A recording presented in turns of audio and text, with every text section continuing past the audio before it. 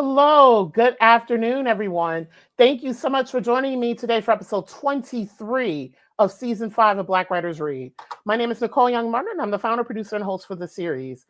Thank y'all for people who have been watching like forever. Y'all know I start late, but no, it's with a good reason. Today's guest writes in a genre that I am learning. She is my first Southern Gothic guest, but people remember I've had Tracy Cross on, who does horror and historical fiction, and she sets her stuff in the South post-Reconstruction. So the two styles I feel like complement one another, but I do think that there are some differences. And I just wanted to make sure that I was well informed to be able to have this conversation. Also, too, I'm sad to admit, I have not seen Sinners yet, Ryan Coogler's Sinners. And I'm glad that this interview with Eden comes at the cusp and the height of that film, because now I'm going to go see it because I have had an opportunity to learn more about the genre. Like, I will always, support Ryan Coogler, but at the same time, I'm like, okay, I want to see like how other people are talking about not only that particular work, but the genre that has informed that word, keyword informed. So let's go ahead and get started with today's conversation. Black Writers Read showcases, celebrates, and honors the words, work, and traditions of Black writers from across the country, across genres, across experiences, and across the African diaspora. Black Writers Read is a behind-the-scenes conversation into the craft and what it means to create as a Black author in today's society. Since starting the series during the summer of 2020, we've hosted over 80 authors representing over 15 genres from 5 countries and 25 states. Our platform includes the live stream interviews, audio podcasts, book clubs, and curriculum integration assistance. Find us online at blackwritersread.com. Today, we welcome Eden Royce. Eden Royce is a writer from Charleston, South Carolina, now living in Southeast England, which I highly, highly, highly appreciate her being on the live stream this late, because for her, it's late. For me, it's 3 o'clock Eastern Standard Time in the U.S. She is a Shirley Jackson Award finalist and a Bram Stoker Award nominee for her adult short fiction, which has appeared in various print and online magazines.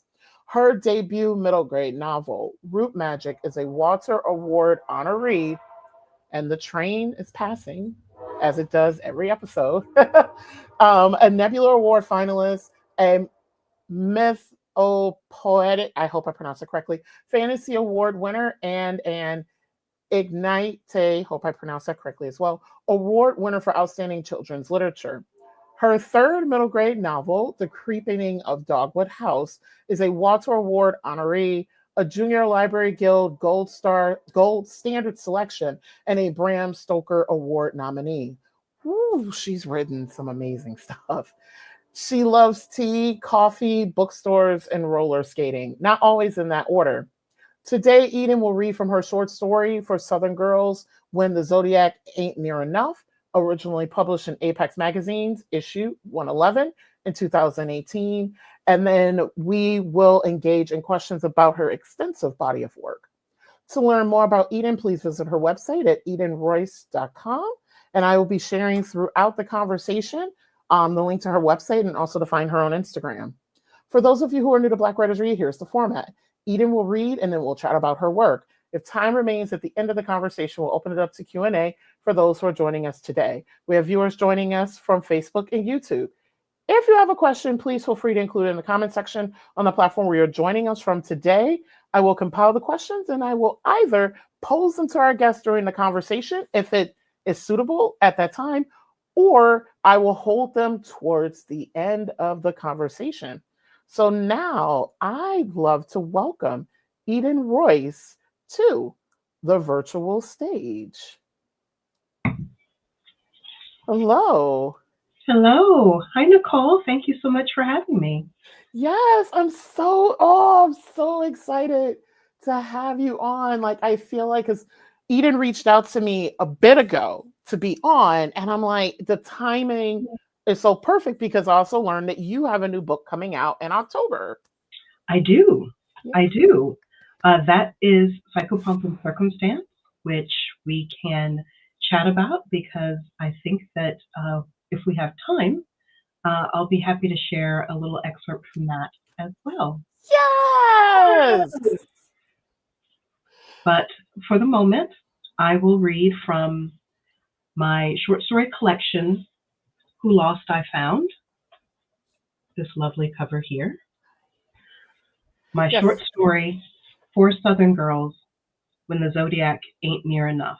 So I'm going to go ahead and turn it over to you. Happy reading. The woman you go to for your reading isn't old, but her eyes have aged more than her skin, as if she's seen horrors, but hasn't learned to hide them. Her name online is Butter, and you see why. She's a pumpkin skin, her complexion high yellow and dotted with freckles. Long braids adored with brass clasps brush her forearms, and she gestures for you to take the seat across from her, with a hand adored with silver rings. As you sit on the chair, a huff of air releases from the embroidered cushion, scented with dogwood blossom and dried sweetgrass, mixing with your nervous sweat.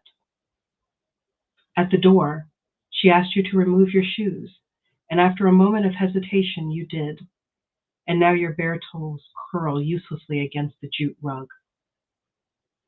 Butter offers you a drink, but you refuse. Your mama taught you not to drink from everybody. She isn't offended, or doesn't seem to be. Instead, she settles into an overstuffed chair, then folds her right leg underneath herself. When she pulls her left leg up, a chain of shiny dimes around her ankle jingles like a wind chime, heralding a storm. She tugs her long skirt down and looks at you expectantly. I want to know my future. You don't say, I feel lost. You don't say, it's all too much. Life, just living, is so hard, and I'm tired of the hate and the hurt. You smooth the fabric of your good jacket, the one you save for funerals. It's been getting too much wear lately. My sign is, she holds up a hand. Where are you from? She asks, and you tell her. A Southern gal. I don't need your star sign. The ones you know are not for us.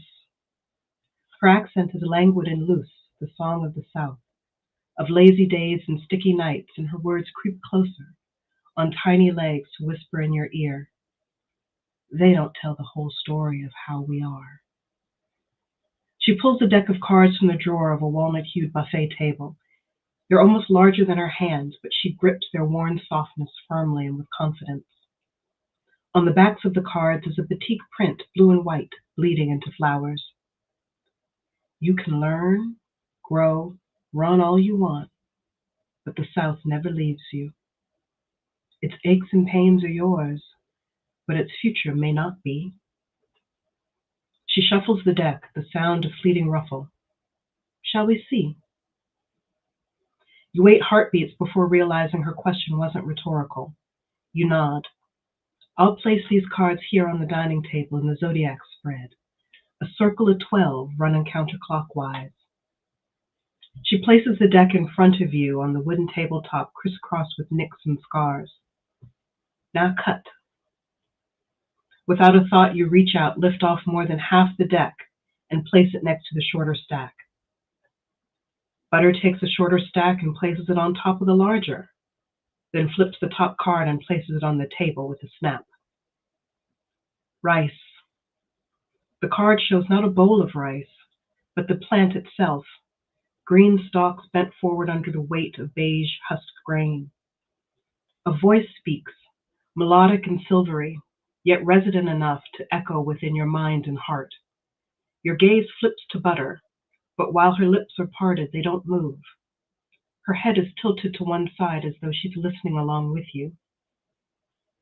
People born under the sign of this revered food understand creativity, even though they may not trust their own. They know the origins of things, that what many know is truth about your people is not so. Until the lion has its historian, all tales of the hunt will celebrate the hunter. Centuries have been spent separating you from what you were meant to be. You will have to spend many hours, perhaps your lifetime, learning to put yourself back together. Butter flips the next card, placing it down and to the right of the first. Oak tree. Self-sufficiency is your mantra.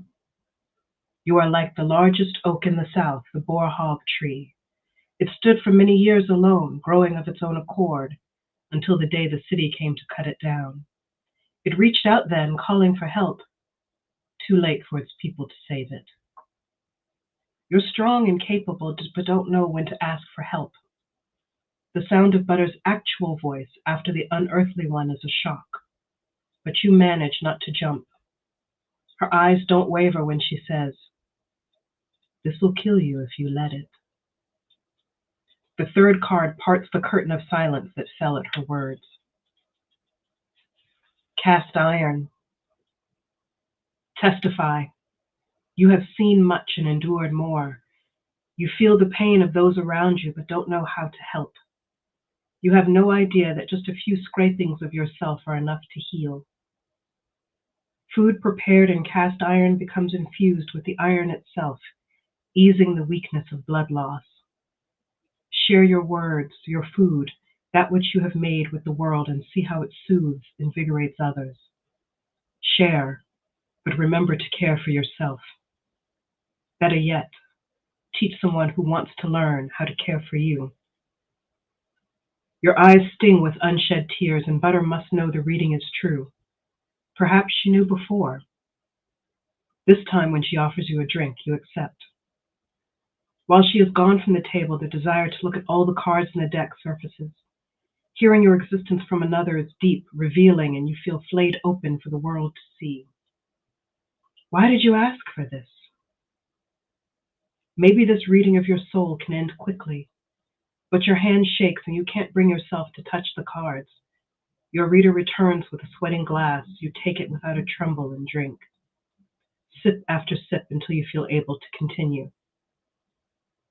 Snap. The marsh. The picture is of the marsh at sunset, waning rays of light turning the tips of cattails to indigo and the water to honey fire.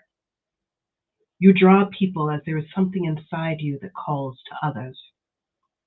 You embrace those kind to you, giving succor and solace. Your enemies are also lured in, but they meet a different fate, becoming mired in their jealousy, unable to extract themselves without great effort. Do not help them. Marsh girls put off decisions, preferring to recall better, easier times. You got spirit music, Butter says. That's what the old folk used to call it. Careful though, she warns, or you'll stagnate. Even marshes need a fresh supply of water to survive. A drop of water from your glass falls to the tabletop, sinks into the wood, enriching its color. Stop your drought. The front porch. The porch drawn on this card looks exactly like the one in front of the house you grew up in, but that can't be. Upon closer inspection, you realize it is different, only just. The people, oh, the people marching through your life are endless. Do they mean anything? Anything at all? You encounter so many on the street, at the gas station, on the train, at work, online. You barely look at them, only a rare glance when you feel brave. Rarer still, a person looks back, gives a nod that means, I see you, sis. Yes, sometimes they mean everything. Let those that matter come and sit a while. Junebug. You have no time to ponder this image as the voice begins to speak its evocative words before the card reaches the table. Once you were a free thing, crawling upon the trees, the dirt, flying when you chose, which wasn't often. Then you were caught, a string tied under your iridescent wings. Now when you fly, it's only a short distance and in never-ending circles. But you remember your freedom, not at the end of a cord at some child's plaything. When the child goes inside to eat or sleep, you chew through the string, releasing yourself back into the world. But a piece of that string remains, caught under your carapace, and it rubs, just enough to remind you of your brief captivity, and it spurs you on, crawling when you must, but flying much more often now. Your back aches, right under the shoulder blades, and you press your shoulders down until there is a series of bubble wrap pops. You feel something, a string. It takes a while before you realize it's attached to your shirt and not to you. Turtle. The ancient wisdom of ancestors trudges through your life, giving the benefit of its long years. Serene, it edges forward, persevering through ridicule and jeering, through self-doubt and detractors, one step at a time. A virtue, yes, but when you are able to move quickly, perhaps with a swift tide, do not be a fool and continue to plod. Want me to keep on, or do you need a break? Butter slips a small square into her mouth, a cracker maybe. It crunches softly as if from a distance. You take one from the woven basket she proffers and place it on your tongue like a sacrament. Salt floods your mouth, and you're in the ocean. Its embrace is warm. You ask her to go on, and the next card flicks from deck to table. Okra. Again, the picture on the card is of the plant, verdant green. You've never seen okra before it was picked, and you had no idea the pods grew upwards, away from the soil, defying gravity. You aren't for everyone. Lots of people will hate you. You have an uncanny knack for having no idea of your effect on others. You might be tempted to change, be more conventional, but do not give in to this. There will be those that love you, but they will be few. This is what you must accept. While others will have many, you will have few. The urge to weep wells up inside you, and you manage to strangle it back. So few, too few. Butter's eyes move back and forth over you as though words are written on your skin. You will have few, she repeats. This is what you must accept. You gulp down air to help you swallow this painful truth. She takes the face-down deck and fans all the cards out, indicating you should choose 3. Cicada. The insect is perched delicately on a camellia bud, its wings iridescent as cellophane. On the underside of the branch is a dried husk curled in on itself. The cicada gazes not at its former shell, but off into the distance. You've never liked bugs, and you frown. Don't give me that look, Butter says. They're complex creatures, and people don't understand these symbols of immortality, rebirth. Alone you face danger, threats to your life and livelihood. When you band together with like minds, like hearts, you are able to overwhelm your predators. Lives may still be lost, yes, but most will survive. Find your sisters. Keep them within reach of your song. Collared. Butter laughs gently. Should have known you'd pull this card. People of this sign are born with strength in their cores, a toughness. Soon, more quickly than expected, frost touches your leaves. The frost of experience, of wisdom, of acceptance. It doesn't soften you completely, but it makes you aware of your own limitations. You come from a place where the lapping waters are the color of collard green liquor, and you wonder how many people met their first frost here. Your gran said never to pick collards that hadn't had frost lick their leaves. Maybe that applies to people too. Then your thoughts turn to Butter, this young old woman reading your life and arrowing your truth back into your heart. Does she have a family? Did she hone her gift under the watchful eye of her own grandmother? You've convinced yourself to ask, but she turns over another card first. It surprises her.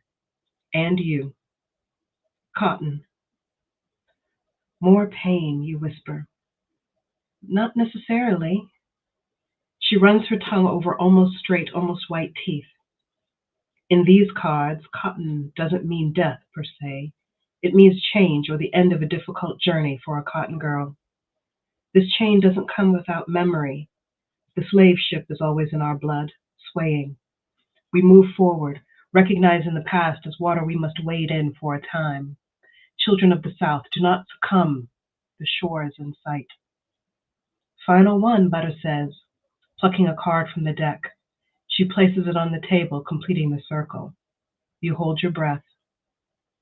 The haint. The haint is shadowy one moment, distinct the next, a ghostly form shifting in and out of a background of Spanish moss-draped trees. Its hands are cupped, holding something out to you, but you can't tell what. Your future is there. Don't fear what holds it. There are many obstacles in life which you could fall down on, and just as many places where you can step up. Trust your intuition. Heed the message in every sign. Each is within you. You are made of all the stars. Rise. The voice ebbs away, and the two of you sit in the quiet, absorbing, until Butter gathers the face-up cards, adding them to the rest of the deck, shuffles with a soothing shoosh. Your reading is over. While you want to process what has happened, your need to fill the quiet is overwhelming. Once you realize you don't know what to say, you stand up and head for the door. You've already paid online. What else is there to do? After sitting for so long, how long isn't clear, but you can hear night song encroaching on your fellowship. Your legs wobble. You're working your feet back into shoes when you remember your manners. Thank you for, well, thanks. Butter lights a candle against the coming dark. The orange flame sparks, and for a moment, you see the shadow of something, someone inside her. Someone familiar, and you smile. For the first time in a long while. Thank you, she replies, shyly returning your smile. You know why she gave thanks. For trusting her sight, for trusting the cards and the signs themselves. As you head to your car, your stride is strong with intention, purposeful. You look up into the sky. It is not quite dark, but the stars are emerging. You are among them. Thank you. Oh my gosh, I love that you read that story because I think it's going to frame this conversation so nicely, but also how to put it. And I can see why you wrote it in the narration that you did. And I have a question about that. Like, I was instantly able to kind of not necessarily see myself in the story, but to sit with the story, which I think is really important, to allow the story to kind of live on its own and let the reader accompany it rather than be in it. Absolutely. Absolutely.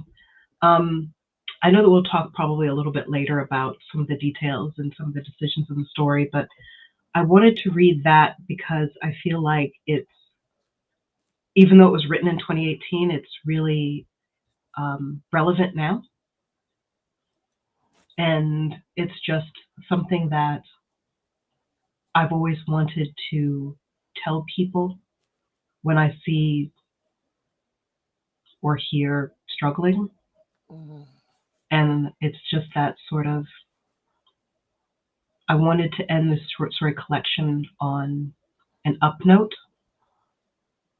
Some of the stories have a little bit of a darker ending in the collection, but I wanted to end this one on a strong, uplifting note. Nice. And while you take that sip, I can pose the first question. I'd like to start off today's conversation with, what is Southern Gothic and why is this your chosen genre? You can look up Southern Gothic as a genre, and there are tons of definitions for it. For me, Southern Gothic is simply a chronicling of the way Southern people live. There's lots of descriptions about, how it's incorporating the grotesque, how it is looking at, the stories that come from former grandeur and now are crumbling into ruin and destruction. Sometimes it includes the supernatural. Sometimes it includes family secrets because it's descended from the Gothic that started in Europe, probably almost a century before Southern Gothic.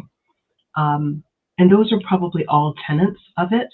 But when you break it down completely, all it is writing that chronicles Southern life. because a lot of it is that. There's grotesque elements, there's family secrets. We walk alongside the supernatural in the South. So for me, that's all it is chronicling Southern life, for me specifically, Black Southern life.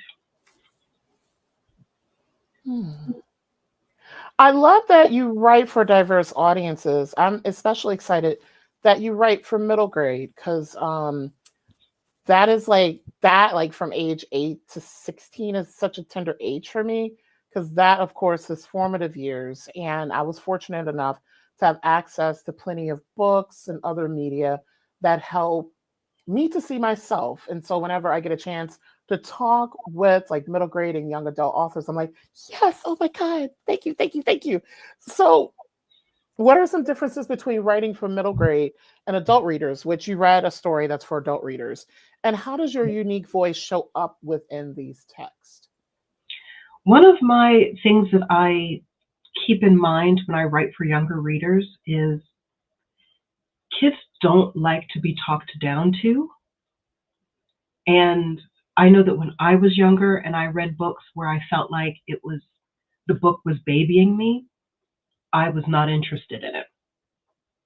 So I try really hard to not talk down to kids. So there are themes in the book that are sometimes challenging. There's themes of identity, there's themes of losing loved ones, there's themes of bullying sometimes, but they are things that kids truly deal with, that they sometimes may not always know how to approach the adults in their life about. But on the same tactic, I think that when I write for kids, I realize that they don't always have the same amount of references that adults have. I can use a lot of metaphor and simile and all those other sort of lovely literary devices, when I write for adults. And you have to sort of pare things down a little bit for kids and be very selective when you do choose those metaphors to use. So when you're saying something is like something else, it needs to be something that a kid who's in that, say, 8 to 10 or 8 to 12 or 8 to 14 age range has a reference point for. So I try to choose things that would possibly be in their life, and I don't always use a lot of, say, references to film and TV shows and things like that, because I want the books to be able to be read to kids and for kids to read them for years to come. So when a TV show is no longer popular, no longer on the air, and it's been replaced by other things, I still want somebody to be able to read Root Magic to their kid 10 years from now.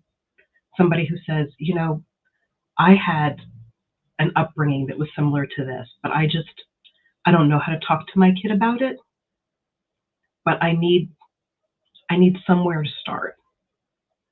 And I think sometimes books for kids can be a great jump off point for adults who are a little bit hesitant, like, how do I talk to my kid about this?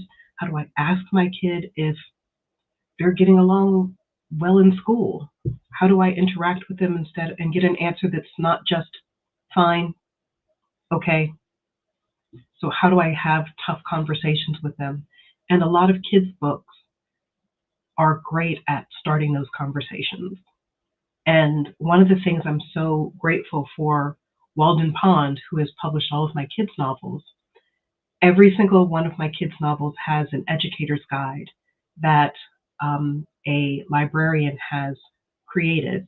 There are talking points, there are discussion questions, there are activities to help adults and teachers, homeschoolers, whoever's using the book as a resource, be able to teach and guide kids through some of the things that are mentioned in the book. And for adults, I can just do whatever. Right, the educator in me is crying because I just,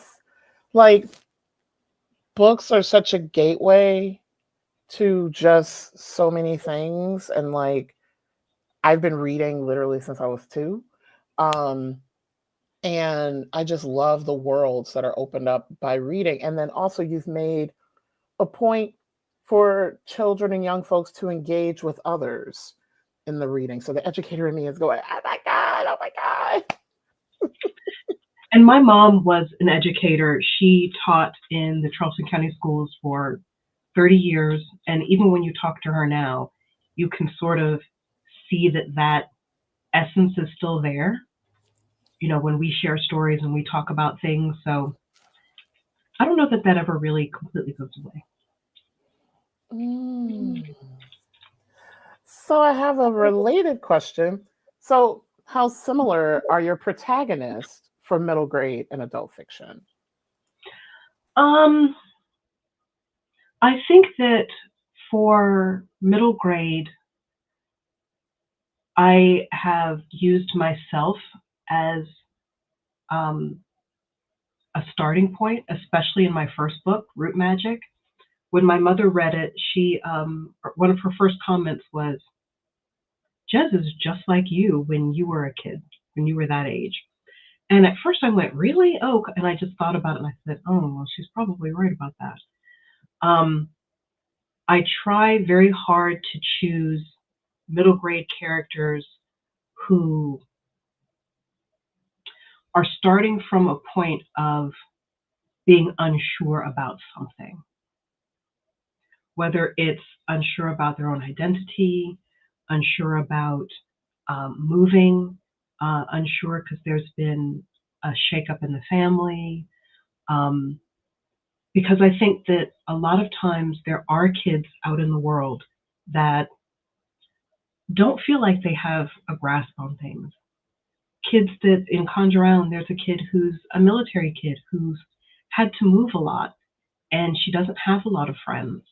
Her best friend is her grandmom because her dad's gone a lot, and she doesn't have lots of friends because she moves so often, and she's a bit of an awkward kid. And I am a huge champion of showing sometimes shy, sometimes awkward, sometimes weird, sometimes nervous Black kids on the page, because I don't think that kids that are like that get enough time on the page, so that people know that we're not a monolith and Black kids are not a monolith. And sometimes, you know, we're not always super confident, or sometimes we're not always great at sports. Sometimes we're not always great at singing, whatever the thing is that the stereotype is that, you know, Black kids should be able to do. Sometimes we're different. And I think kids being able to read about other kids that are different is an important thing. As far as my adult characters, I think I start from a similar place with putting a lot of my adult fiction has Black female-led characters. So I always try to find a particular emotion that main character has that they are trying to work through, or eventually get to the point where they're trying to work through, whether it's grief, whether it's recovering from a trauma, whether it's someone who's been estranged from their family. So I try to come up with something that main character is trying to overcome. What's this weak point? Where are they starting from? And a lot of times we don't get a lot of soft Black girls, a lot of soft Black women on the page. And in my adult fiction, I love to have soft Black women.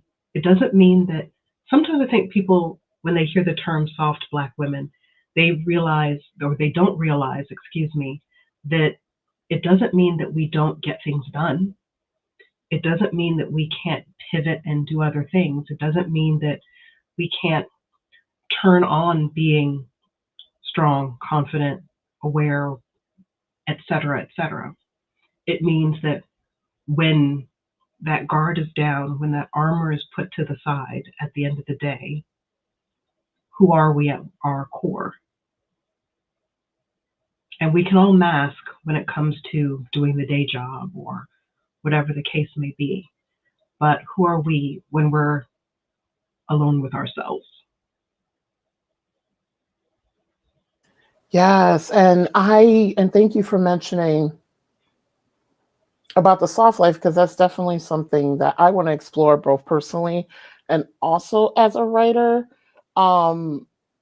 Because we do get these, and this is why some authors I love, like my favorite playwright is Lynn Nottage. I love that, her Black women protagonists are very flawed in that they're not all strong and, these stereotypes and angry and confident and having to do all these things all the time. They make mistakes.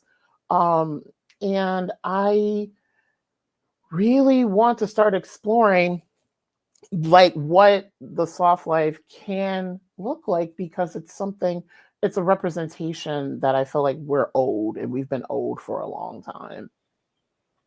Absolutely. Absolutely. And it looks different for different people, and being able to embrace that. Sometimes it means lots of self-care after a certain encounter. Yeah. Sometimes it means completely isolating yourself for a certain amount of time. There are various ways that people react and respond to things, and I'm here for all of the portrayals. And this is why I loved, and then I'll get to the next question, why I loved the Megan Sussex reality show on Netflix, where she was like cooking and in her home and all these things. And I was like, oh, just an example. I was like, oh, I could get down with cooking some of her stuff. Let me look up one of these Le Creuset. And I was like, yeah, that's a soft life I can't do. When I saw the multiple zeros behind that dollar sign, I was like, okay, Megan, I can watch your soft life and like cook with my like Marshall's teaching. Sometimes that's all you need, is to be able to see that someone else is experiencing that.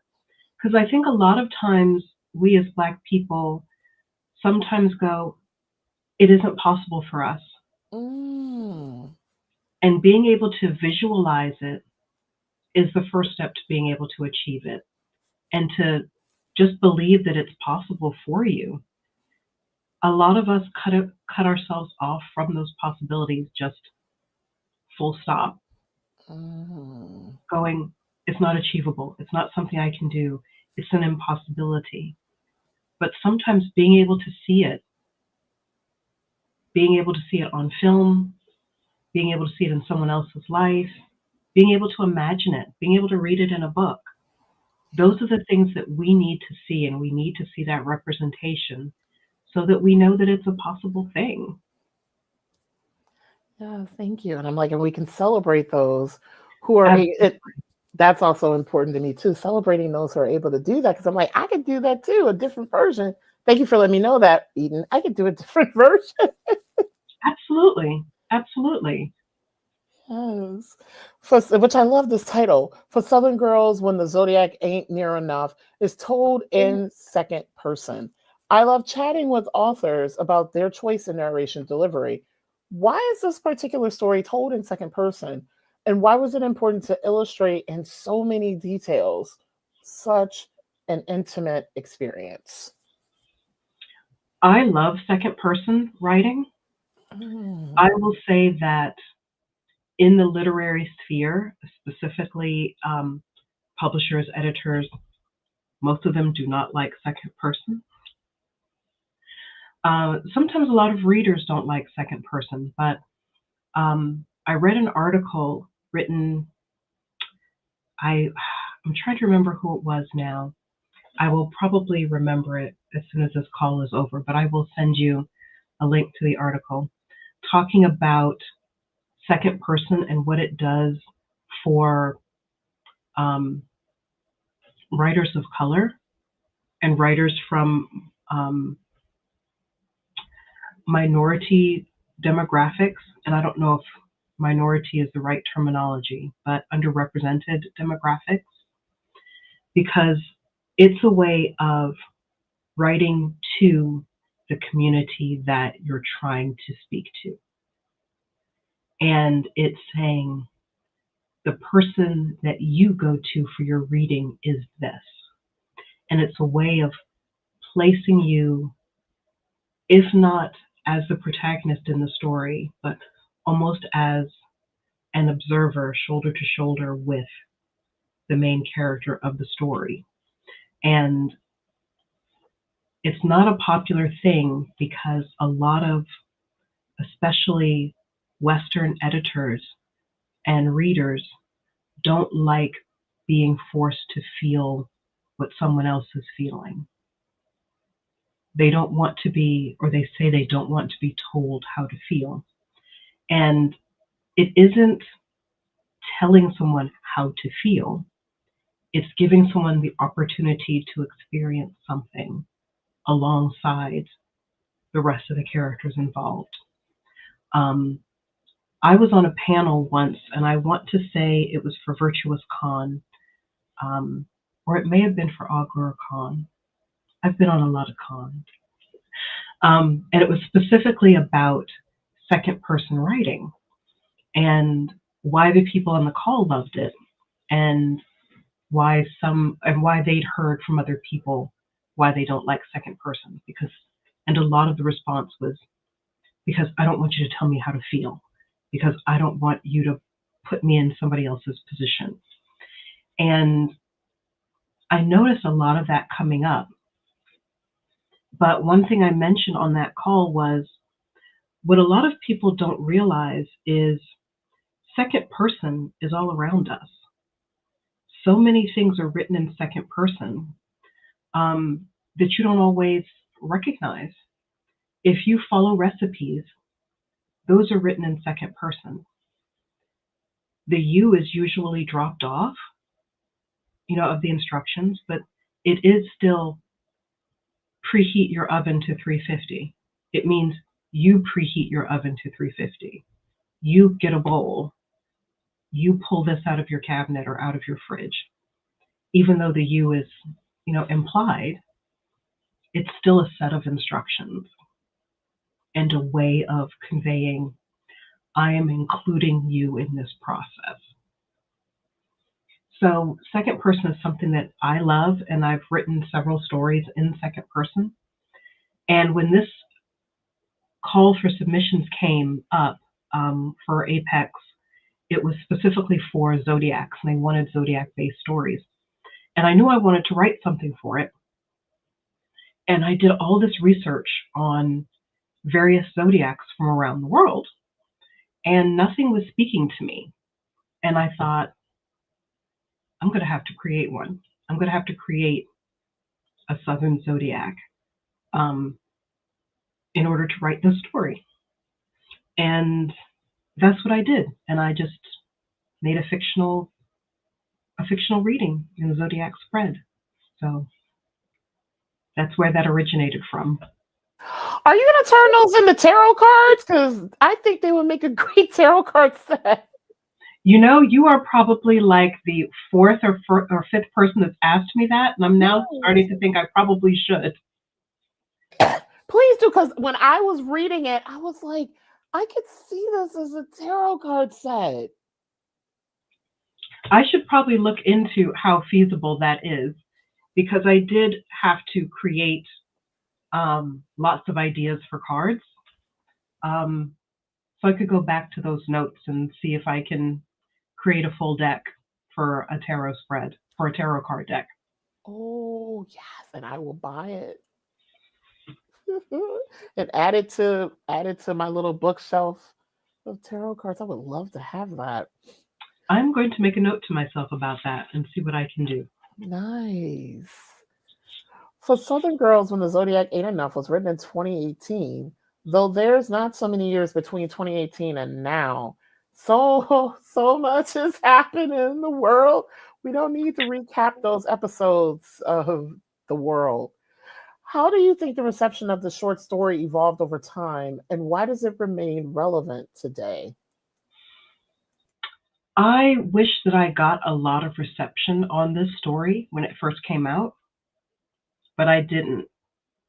It was in Apex Magazine's issue, which you had to subscribe to. But what they would do is they would take certain stories and put them online after the issue had been out for a while. And I realized that several people who sort of review those magazines and things were finally coming out with their reviews, and my story wasn't getting mentioned at all in the reviews. And I thought, what is happening? And I went to the Apex Magazine page to see, what happened. And unfortunately, inadvertently, on the website where they list the table of contents for all the stories and poems, they accidentally left my story off. It was the first one in the anthology, or in the issue, excuse me, it's a magazine. And even though my story was in the magazine and in the table of contents for the magazine, when it was posted online, they inadvertently left my story off the top of the table of contents.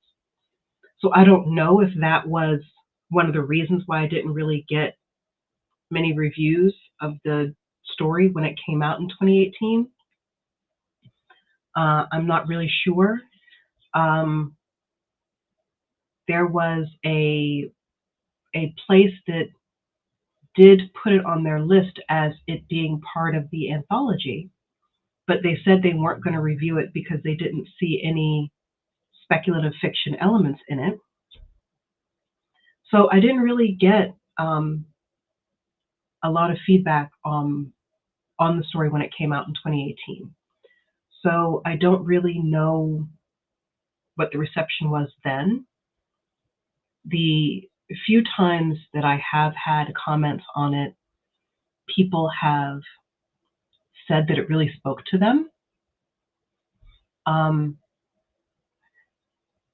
I think that that's very recent, though, because I reprinted that story in Who Lost I Found, so that people who picked up this issue were able to read it.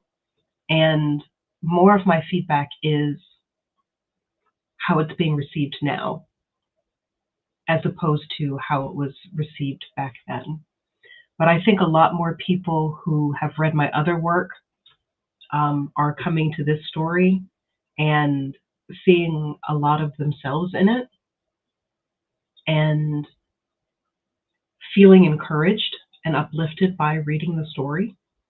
And that was really what I wanted. So hopefully people felt that way back in 2018 as well. Root Magic, The Creepening of Dogwood House, Who Lost I Found, which is a collection of short stories written for adult readers, and your forthcoming book, Cycle, Pomp, and Circumstance, were all published within the last few years. I'm extremely excited about this question because I was like looking at the years and I was like, she published all of this within the past like 4 or 5 years, and this is a lot of writing. On a recent episode of Black Writers Read, we received insight on our guest writer's life. I'd love to know what your writer's life is like, especially given how close together these books were published. Okay, my writer's life, I still think that I don't write enough, personally. Root Magic came out in 2021. It was a COVID book. My intention when Root Magic came out, because it was my debut novel, was to go to Charleston, have a release party, do all this great stuff. And unfortunately, I could not do that. So when Root Magic was released, the day that it was released, other people in the past that I've seen would have like these parties where they'd have a big cake with the cover of the book sort of airbrushed onto it. And I was in my living room on my sofa, like watching, I don't know, like reruns of Golden Girls or something like that. I don't know what I was watching. But I had my laptop, and when people were saying, oh, happy release day, happy book birthday, I was like responding and, thanking everybody and make that post of today is the day the book comes out. I want to thank everybody, involved with it. So I was doing that, but I didn't have the party that I wanted to have. And Root Magic and Conjure Island, those two manuscripts were purchased by the publisher at the same time. We thought that Conjure Island was going to come out the very next year, but there was a delay on that. So that came out in 2023. And I was trying to think of something else from the middle grade space that I wanted to write, and I was having a trouble coming up with something. And I thought, I've written so many short stories that people haven't read. I'm going to put together a short story collection myself of things that I've gotten the rights back to, that I've published in various magazines and whatever have you. And I'm going to put this collection together myself. And I went to a very small publisher and said, would you like to publish this? And they agreed. And Who Lost I Found, my short story collection, which only one of the short stories is brand new that you can't find anywhere else, which is Don't You Weep. That came out in 2023, the same year as Conjure Island. And CREEPENING came out last year because I finally figured out what I wanted to write. And I ended up writing a whole synopsis of this book about this little boy that loses his only parents, or loses his mom, who was his only parent at the time, and has to go into an orphanage for a time until a family member is found, and she takes him back to their ancestral home, which is a wreck, and they try to repair it and fix it and clean it up. And he wants to learn about his mom, and he wants to learn about hoodoo and what she practiced, or what she practiced before having him, because she'd abandoned it. And his aunt never really paid attention because she was too interested in other cultures and the rituals and all of that of other cultures, and she didn't really value her own at the time. So it's him trying to learn bits and pieces of hoodoo, and it goes into hoodoo hair burning and some ancestral veneration, all wrapped up in a haunted house story. And that short story and that novel sold without, usually you have to write chapters or write sample chapters or something. But I just wrote the synopsis for this one, and it sold on synopsis, which I was thrilled about. And then I wrote the book. So that came out last year in July. I think it was July 2024. And Psychopomp comes out October of this year, 2025. And that's a Southern Gothic novella that's with Tor. And I was in a writer's group, and I was working on a short story, and I was kind of like, where do I want to go with this? What do I want to put in? And I finally just went, you know what? I think it's ready for somebody to critique it. And I had a small critique group at the time, which was defunct, which is now defunct, unfortunately. And one of the people there said, you know what? That story, that should go to Tor. Whenever you finish it, or that's what you should do. And some back and forth and discussions and all this other sort of stuff happened, and they ended up saying yes to it. There was also some additional back and forth with the cover, which is why the cover took so long to come out, and the pre-order was up for quite a long time. But I'm now thrilled with the cover. And the cover is absolutely beautiful and representative of the book, which is set during Reconstruction.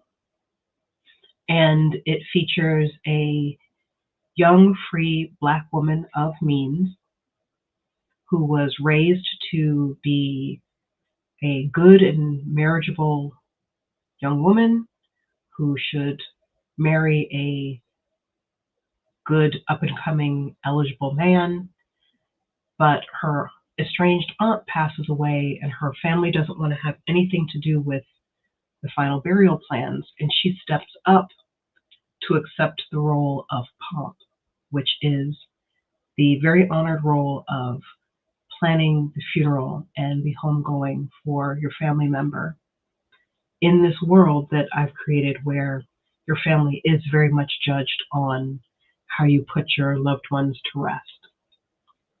So it's her breaking with what her parents want her to do for the very first time and going off on her own on a journey to the town where her estranged aunt lived and staying in her super creepy house and trying to figure out the best way forward. Yeah, because the cover, I just pre-ordered a copy and I was like, oh. And I think the thing that I love most about the cover, especially now after hearing the description, it matches the text so perfectly. I think so. And honestly, I am thrilled with the cover. Nice. Because one of the things that, especially in the Gullah Geechee community that I'm from, is homegoing, funeral rituals, putting your loved ones to rest in the most respectful way possible, and the community judging you on it. You know, it's very much a historical thing because Black people were not historically treated well from a funereal point of view, and our bodies weren't looked after. So, especially in the American South, it's why it's so important to have Black funeral directors and Black morticians and Black embalmers. And it was very much a thing of our family uses this particular funeral directors for our people because we know that they will be well taken care of. And unfortunately, my main character, Fee, does not have that because she goes to a different town where she doesn't know anybody and she has to make these decisions for herself and figure that out all on her own. So that's one of the challenges that she faces while she's there. You just offered so much history that makes me reflect on my own experience. Because when both of my parents passed about 10 or so years ago, actually today is my mom's birthday, my parents were very particular with who they wanted to have their remains, and the care was taken by a funeral home that was very popular in Detroit for making us look good and Black, and a lot of my family members went through this funeral home. And I was wondering why, whenever people came up to me and said, "Oh, you did such a great job putting away your mom or putting away your dad," and why, there were these particulars about like how they looked and the casket and that. And I never, the way that I read that as, you owe it to your parents to make sure their homegoing is the way that they've honored and taken care of their children. And I was a spoiled brat. Like, my parents put me on a pedestal. I'm going to be very honest. And so that's where I thought that was from.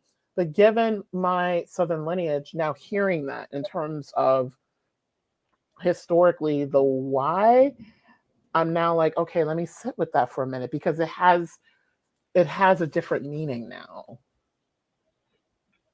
Absolutely. Absolutely. And I was the one that did the homegoing service for my grandmother. And a lot of what I went through with doing that, I wrapped up into Psychopomp and Circumstance, and my father passed away when I was doing sort of the final edits for the book. Oh. And I did the final homegoing for him as well. So both of those plannings are tied up, braided up somewhere in that manuscript as well. Wow. And thank you for sharing that. Now I'm definitely excited to read the book when it comes out in October. So this question, you began answering it a little bit earlier, but I'd love for you to expand upon it. So in your middle grade works, especially Root Magic and the Creepening of Dogwood House, what are some other themes that emerge in the text, and why is it important for you, for young readers to experience these themes in these ways?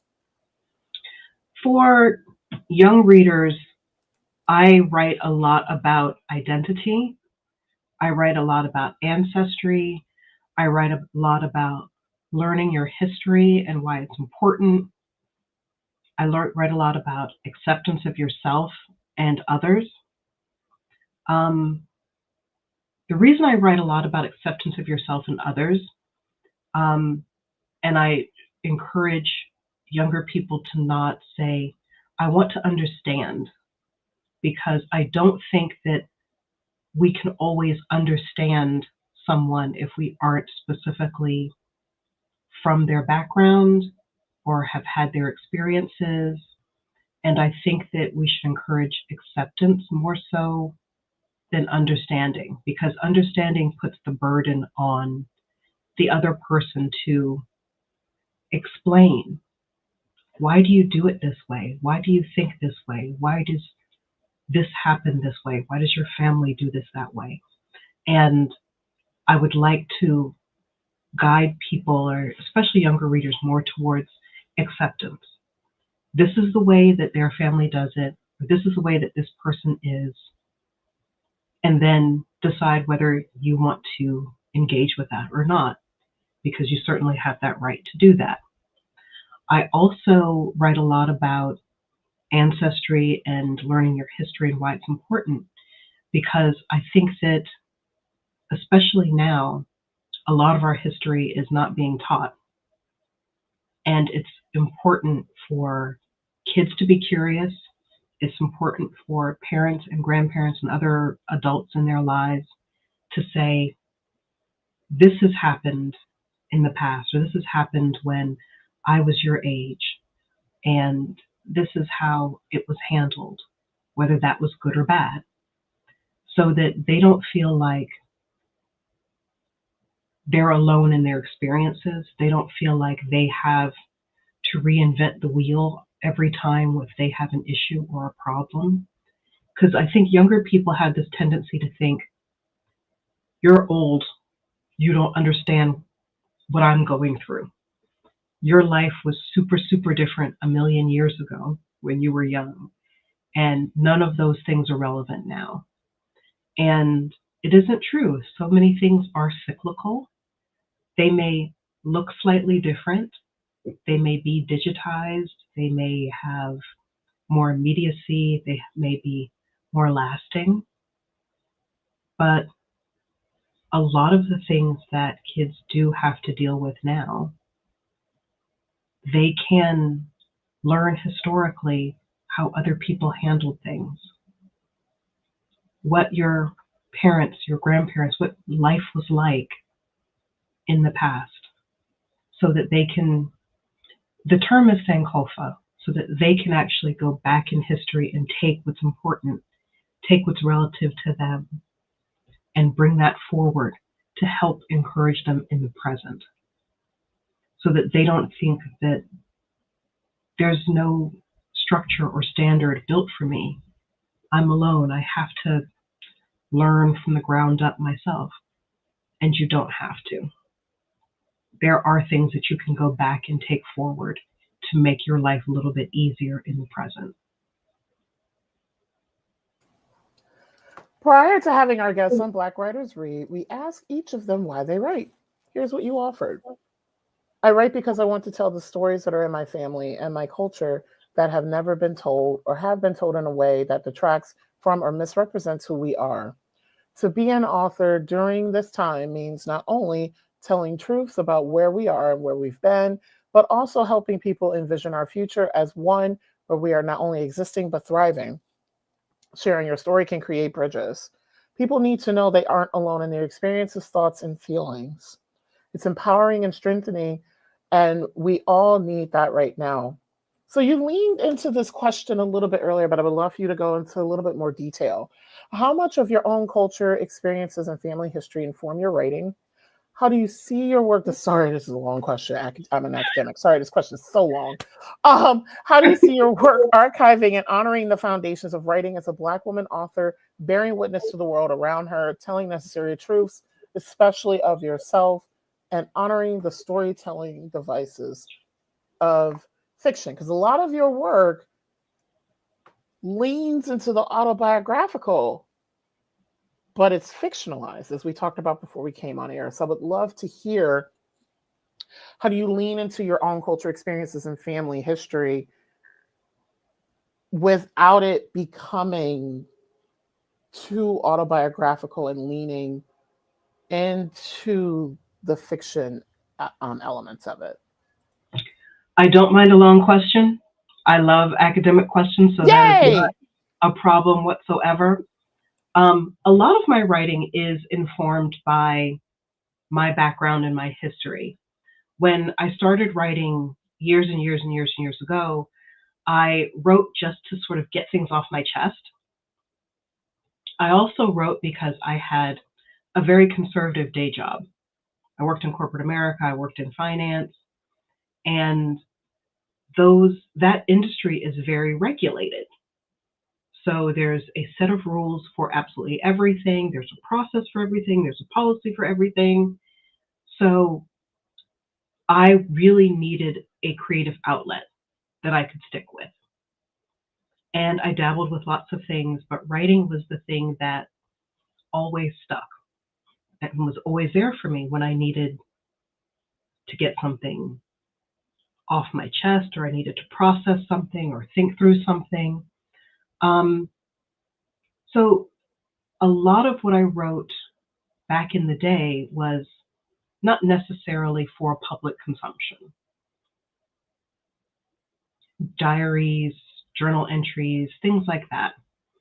And then it got to the point where I just said, I love fiction. I've been reading since a very young age as well. And it was just a natural progression to really want to write my own stories. And I eventually started doing that. And I felt like one of the things that I wanted to do specifically with my writing was to make sure that people who were like me, regardless of which demographic that was, whether it was someone who had a corporate job and really wanted creative outlet or a creative career, someone who was a geeky kid, someone who was super, super introverted, but had an extroverted mom, and working through that and working with that. So I thought there's got to be somebody else out in the world that's like me. So I would write these stories, fictionalizing a lot of it, but as we talked about earlier, starting with a character who has a certain concern or something that they're trying to get over, or something that they're trying to process, or something that is a big stumbling block for them that may be different from how the rest of the world perceives she should be. As far as how do I sort of manage incorporating bits of myself, incorporating bits of my culture without being too effusive, there is a way to write to reveal, and there's a way to write to conceal. One of the short stories that I wrote years ago, probably before 2018, called Sweetgrass Blood, you can find it online, I wrote because I was struggling between writing and telling truth honestly about my people and my culture versus, if I tell all the truths, is this just offering up my background and my culture on a platter for someone else to just take and use in a way that isn't being true and honoring? So it was a way for me to write a story that showed trying to walk that path, trying to walk that line between being a writer that tells truth, as we do when we write, and being someone who still protects the culture. There's elements of that in Root Magic as well, because even in my acknowledgments, I talk about the two Helens in my life. One was my grandmother. One was my grandmother's sister-in-law, also named Helen. And my grandmother was very adamant about, you need to go to school, you need to get a great education, you need to do all this stuff. And my Aunt Helen, my great Aunt Helen, she was a root worker. And she told great stories, and she was just this larger-than-life personality. And my grandmother was not a person who really wanted me to know a lot about root work.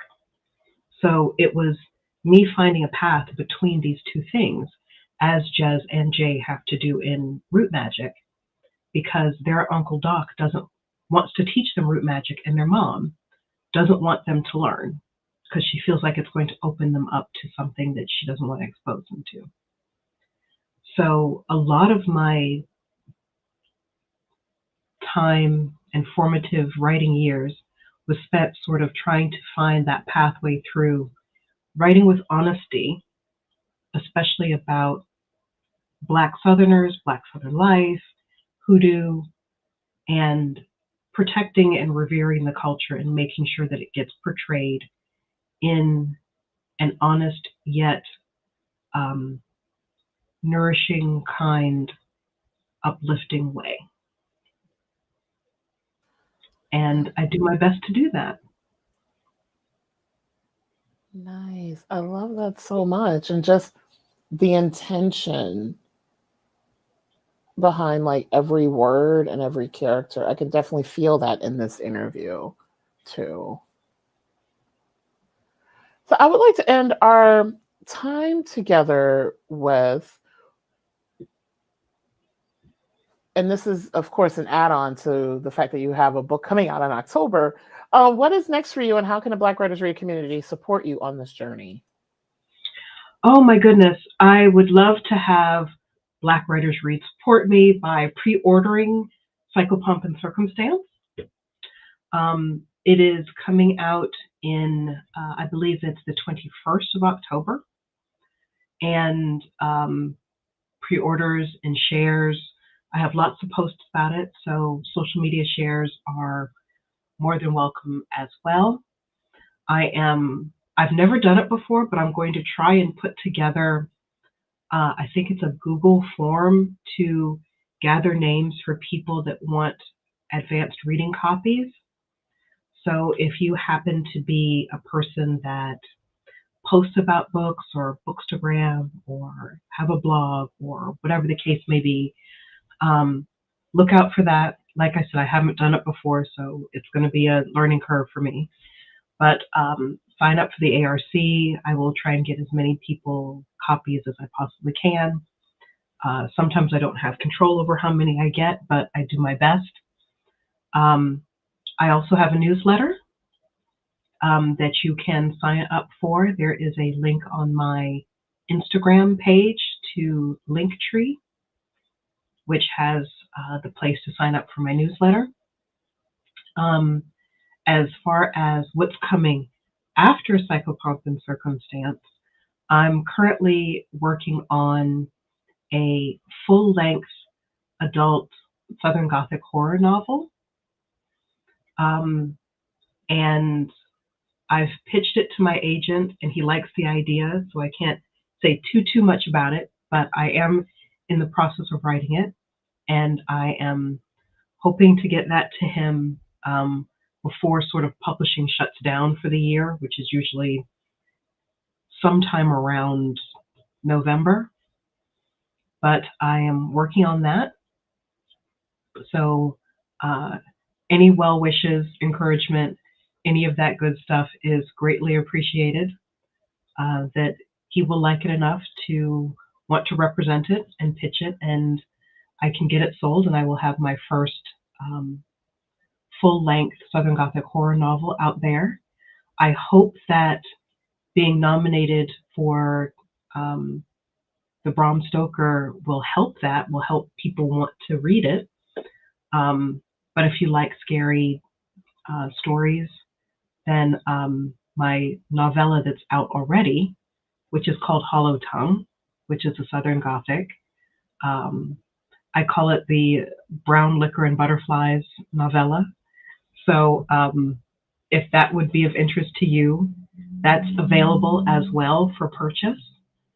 And if your kids happen to like stories about adventure and excitement, slightly spooky stuff sometimes, then Root Magic, Conjure Island, and The Creepening of Dogwood House are in hardcover and paperback. The Creepening of Dogwood House, I just found out a couple of days ago, is coming out in paperback in October. It's currently only in hardcover right now, but it will be coming out in paperback in October. So if paperback is more your thing, you'll be able to grab a copy of that for spooky season. Yes, which I've always, and I hope it's okay that I'm posing this question. I've always wondered, why do most books come out in hard copy first? And why is there, in some cases, a big timing difference between the hard copy and the paperback coming out? Okay, I can tell you from the kids fiction point of view, most of the time, book sales for kids' books are what they call institutional sales. So schools, school libraries, school book clubs, and public libraries. So they usually come out in hardcover first, just because hardcover lasts longer. And they'll go and put that nice little clear little protecting over it, and they just hold up better for lots of kids handling them and shoving them in their book bags and checking them out and in and out of libraries and schools and things like that. So in the US, hardcover for kids' books almost always comes out first. It's different in the UK. I think paperbacks always come out first in the UK here. But if the book is well received enough, then it will usually get a paperback version, and the paperback version is more cost effective. It's more portable. A lot of people wait until the book comes out in paperback because it's just easier for them to throw in a bag, or they don't want to store a big hardback. So thankfully, I'm very grateful that all three of my kids' books either have or will be getting paperback copies. But I'm also considering, since CREEPENING has recently won the Walter Award honor, giving away a couple of copies, because I have a couple of hard copies that I may give away. So I'll probably do that through my newsletter. So if anybody's thinking of signing up, please do that, and I'll see about giving away a couple of those copies with the Walter Award sticker seal that I've now recently got put on there. And for folks who are joining us, because I've had some new names that I haven't seen show up, welcome. I want to end by saying, before I thank today's guest, so all of the authors that have been on Black Writers Read, because I am an educator and bridging the gap of literacy is extremely important to me. Books that have been featured on Black Writers Read are on Black Writers Read bookshelves. And I've established bookshelves at different community colleges based where I live and work. I live in Northern Connecticut and I work in Western Massachusetts. And there's 3 community college and community-based education programs that have Black Writers Read bookshelves, and your books will be added to those collections. I'm so excited about that. Thank you so much. I appreciate it greatly. And this is a wonderful podcast, and I am so delighted to be able to spend this time here with you today. Eden, thank you so much. I wanna first thank you for writing because this is a genre I am beginning to love so much. Like, oh, I'm loving it so much, and it's a genre I, never have been acquainted with before. And so when I do host my podcast for folks who are joining, a lot of this is for me. Like, I've learned so much. I'm a writer myself working towards publication, and I've learned so much. These have all been like little mini master classes for me in terms of exploring to where I want as an emerging writer, and hopefully, getting more things published, where I want my voice to land. So, Eden, I want to thank you so much for writing. Thank you so much also too for just being so thorough. I can tell that you were raised by an educator in terms of some of your decisions and like character development and all of that. So thank you. And also thank you so much for being on, especially what time of night is it there for you? We start at 3 p.m., so I am 5 hours ahead. So we started at 8 p.m. for me. But this is absolutely fine. Like I said, I love doing podcasts because we're both in our, comfort spaces, and, I can just collapse in front of the TV or in front of my latest book that I'm reading to decompress before turning in. Nice. But this is an absolute delight. And thank you so much for having me on and for all of your wonderful questions. They were fantastic. And I am looking forward to perusing the bookshelf. And the next time I'm looking for something to read, selecting something from those authors that have been on the podcast as well. Thank you. And you just gave me the idea. I need to put together an actual list, like a published list of all of the books that I haven't done. I'm surprised I haven't done that yet. Now you can, just to make it, make it easier for people to just go and select their next read.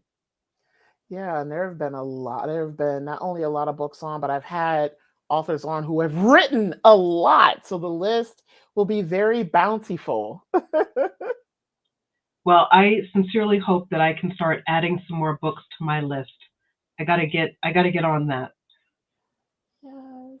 So thank you so much, Eden, for being on. Such a pleasure. I'm actually going to take you off and close us out. Especially, I'm looking at our weather, and it is storming outside. And I'm like knocking on my desk, which is wood. I hope we don't lose power.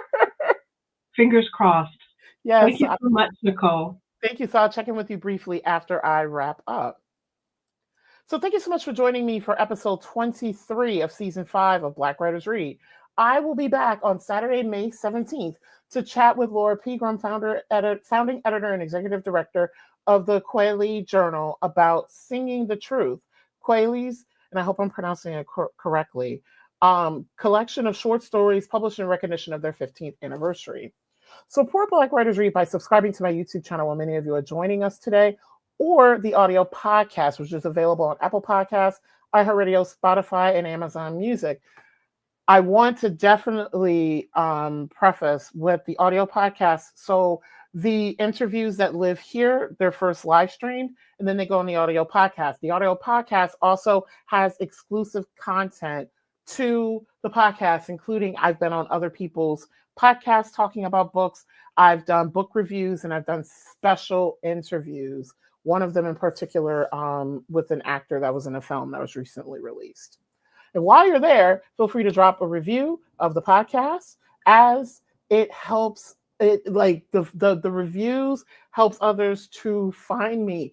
I would love a 5-star review and a write-up. However, I want you to be authentic and writing from the place where you sit in terms of what you think of Black Writers Read.